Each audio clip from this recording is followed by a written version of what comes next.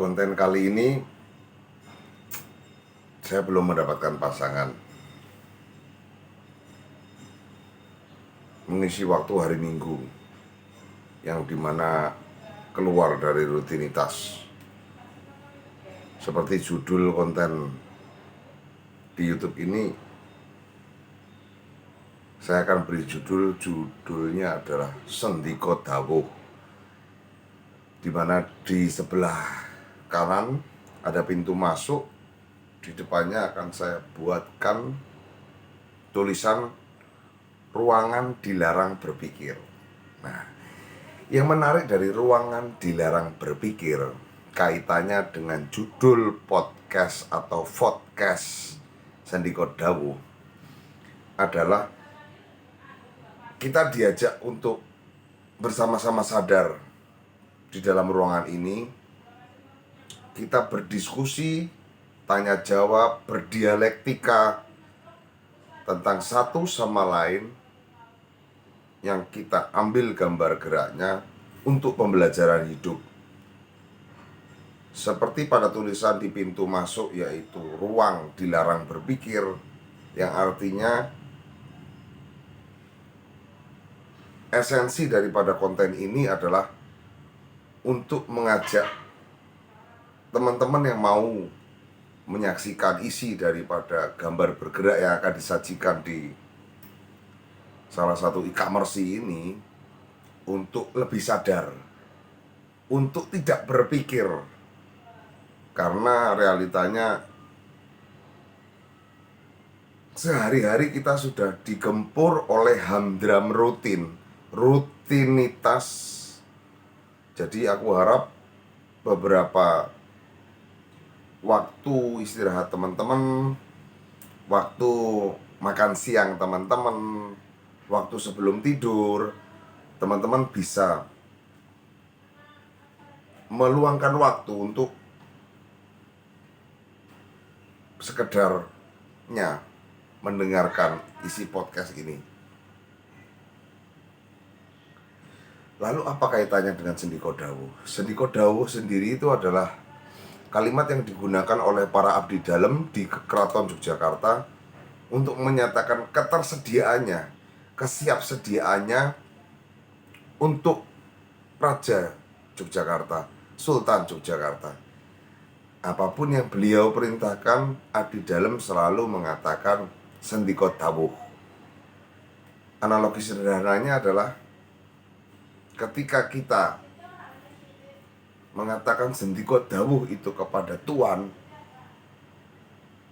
berarti kita menjadi hamba yang patuh.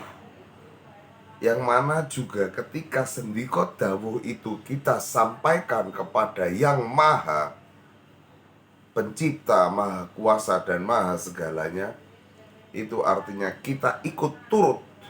Kita dalam keadaan sadar, dalam keadaan tidak berpikir untuk menaruh arah dan tujuan hanya kepada satu titik, yaitu Tuhan Yang Maha Esa. Jadi aku harap isi dari konten ini, dimana nanti akan banyak pembicara yang akan aku undang supaya berbagi ilmu, supaya saling berbagi ilmu dengan konteks satu tujuan, yaitu ya kita sama-sama membuat arah dan tujuan itu kepada Allah atau Sang Maha Allah. Seperti itu. Dalam prosesnya nanti lawan bicara akan saya ajak untuk bersama-sama belajar. Terutama saya ingin menunjukkan siapakah lawan bicara kita ke publik di sosial media. Karena bagi saya, tokoh tidak harus tokoh yang tokoh tidak harus tokoh yang populer.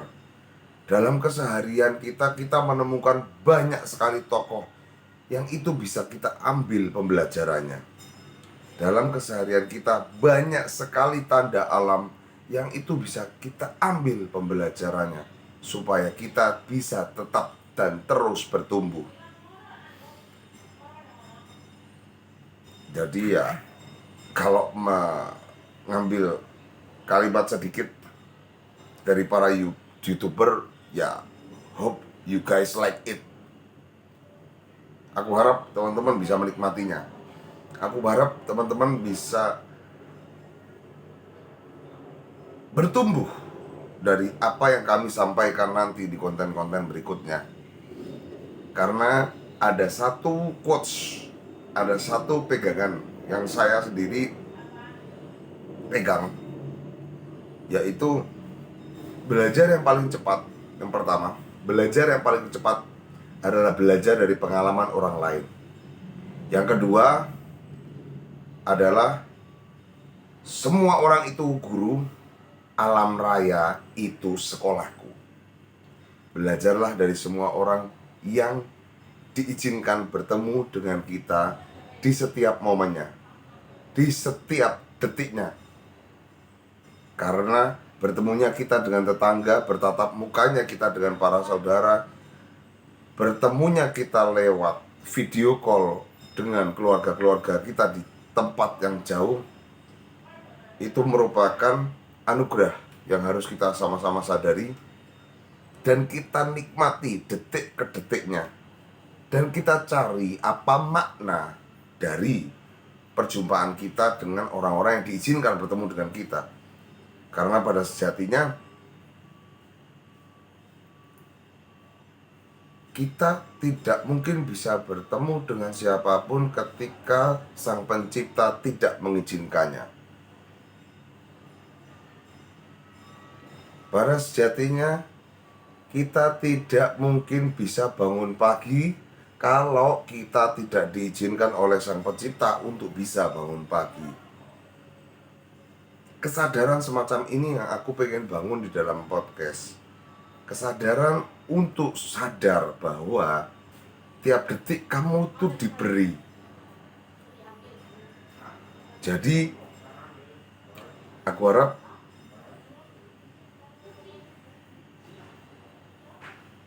alat bertumbuh yang menurut saya alat bertumbuh ini cocok dengan teman-teman semua. Memang kualitas video, gambar, editing memang saya belum mempunyai sama sekali. Yang saya yakini hanyalah melangkah itu ke depan. Dan saya harus melangkah. Tetap bersyukur dan tetap melangkah apapun itu konsekuensinya. Walaupun melangkahmu salah, itu adalah jalan yang terbaik untuk menuju kebenaran. Karena tanpa salah, kita tidak akan pernah mencapai yang namanya kebenaran. Kesalahan itu wajib bagi saya. Sehingga ada pembelajaran baru di tiap waktu, sehingga membuat saya pribadi bisa